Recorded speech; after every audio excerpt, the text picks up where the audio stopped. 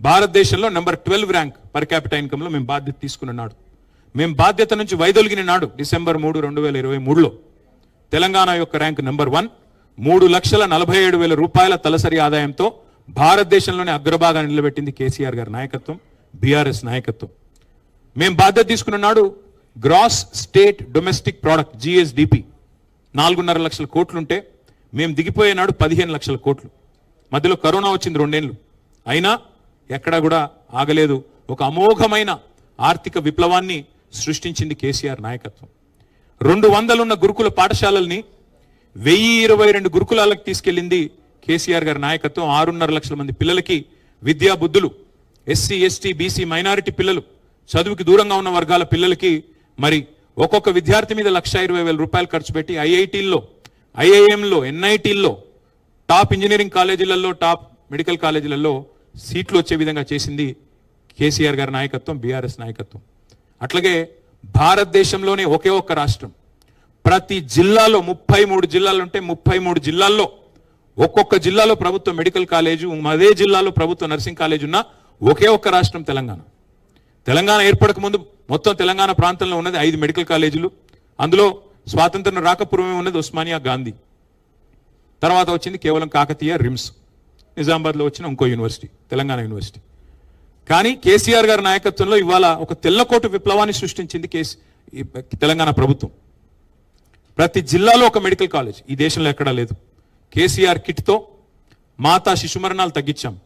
Inland ఫిషరీస్లో జనరల్గా చేపల పెంపకం, రొయ్యల పెంపకం అంటే అంతా కోస్తాంధ్ర అనుకుంటారు. కానీ ఇన్లాండ్ ఫిషరీస్లో number 1 state in the country Telangana under KCR. నా కవిత్వం కాదు, ఇవన్నీ డేటా స్టాటిస్టిక్స్ మీరు గూగుల్లో కొడితే మీకే వస్తుంది. చాట్ జీపీటీని అడిగితే చాట్ జీపీటీ కూడా చెప్తుంది. మేము బాధ్యత తీసుకున్న నాడు ఒక అనుమానం ఉండేది హైదరాబాద్ మీద. ఇక్కడికి కొత్త పరిశ్రమలు రావడమేమో కానీ ఉన్న పరిశ్రమలు పోతాయంట కదా, పెట్టుబడులు తరలిపోతాయంట కదా అని ఒక అనుమానం నీడలు. 3 లక్షలు ఉండేది ఐటీ కొలువులు, 10 లక్షలకు తీసుకొని పోయాం. టు బి ప్రిసైజ్ 9.5 lakhs తీసుకొని పోయింది కేసీఆర్ గారి నాయకత్వం. భారతదేశంలోనే అమోఘమైన ఐటీ విప్లవాన్ని, fastest growing state in the entire country, బెంగళూరును తలదన్నాం 3 సార్లు. ఇది భారతదేశంలో ఎవరు చేయని ఫీట్ అది. అట్లాగే 1-2 కాదు, విశ్వవిఖ్యాత కంపెనీలకు తెలంగాణని చిరునామాగా మార్చాం.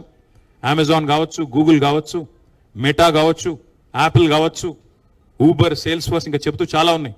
వాటన్నిటినీ హైదరాబాద్కి రప్పించాము. అల్టిమేట్గా హైదరాబాద్ని ప్రపంచ పటంలో అద్భుతంగా మార్కెటింగ్ చేసి తెలంగాణ అంటే తెలియని వాళ్ళకి తెలంగాణను పరిచయం చేశాం. సాగునీటి రంగం ఇప్పుడే నేను చెప్పాను, ఇంకొక మాటలో చెప్తాను.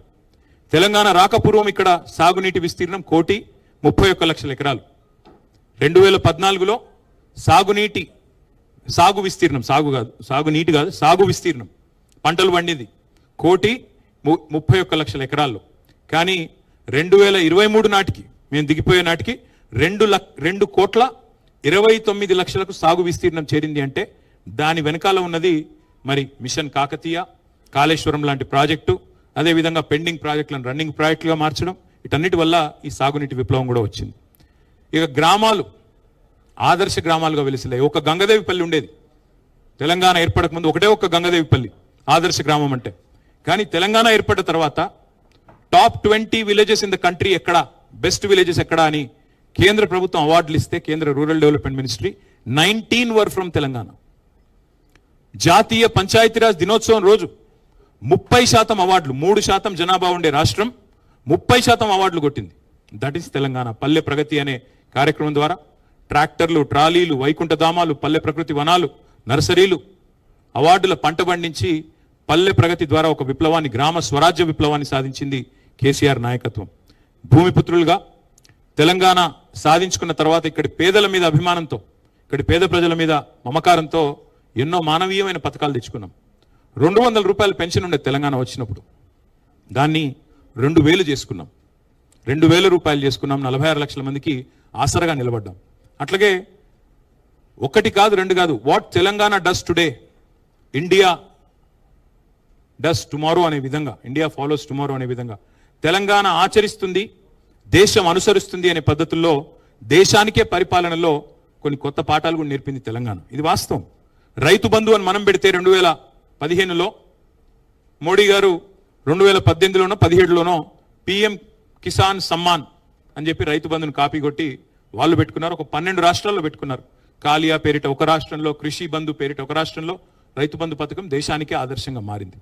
మిషన్ భగీరథ పేరిట ఇంటింటికి నీళ్లు మనమిస్తే దేశానికి ఆదర్శంగా మారి హర్ ఘర్ జల్ అనే పథకం వచ్చింది. మిషన్ కాకతీయ అని మనం ప్రారంభిస్తే అమృత్ సరోవర్ అని చెప్పి కేంద్ర ప్రభుత్వం కాపీ కొట్టి వాళ్ళు కూడా పెట్టుకున్నారు. Imitation is the best form of flattery అంటారు. కాబట్టి definitely what Telangana has done is contributed to the nation. We are less than 3% of India, కానీ we contribute to 5% of India's GDP. We contribute to nation building. జాతి నిర్మాణంలో ఒక కీలకమైన పాత్ర పోషించింది తెలంగాణ. నేను ఇప్పుడు చెప్పింది ఏదైనా తప్పు అని రుజువు ఎవరైనా చేయగలుగుతారా నేను సవాల్ చేస్తా ఉన్నా ప్రెస్ క్లబ్ వేదిక. అది కాంగ్రెస్ మిత్రులు కావచ్చు, బీజేపీ మిత్రులు కావచ్చు. ఇవాళ మీరు దేశంలో చాలా రాష్ట్రాల్లో అధికారంలో ఉన్నారు.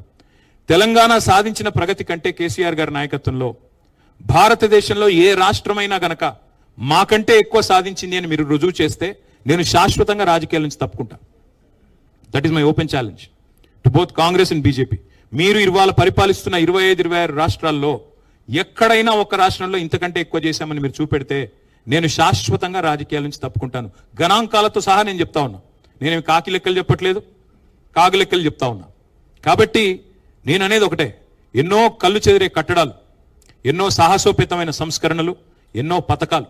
ఒక మాటలో చెప్పాలి, తెలంగాణ ఏం చేసింది 10 ఏళ్ళు కేసీఆర్ గారి నాయకత్వంలో అంటే ఒక సమగ్ర, సమీకృత, సమతుల్య, బ్యాలెన్స్డ్, ఇంటిగ్రేటెడ్ అండ్ హోలిస్టిక్ అప్రోచ్తో అన్ని వర్గాలను కలిపి నడిపింది తెలంగాణ.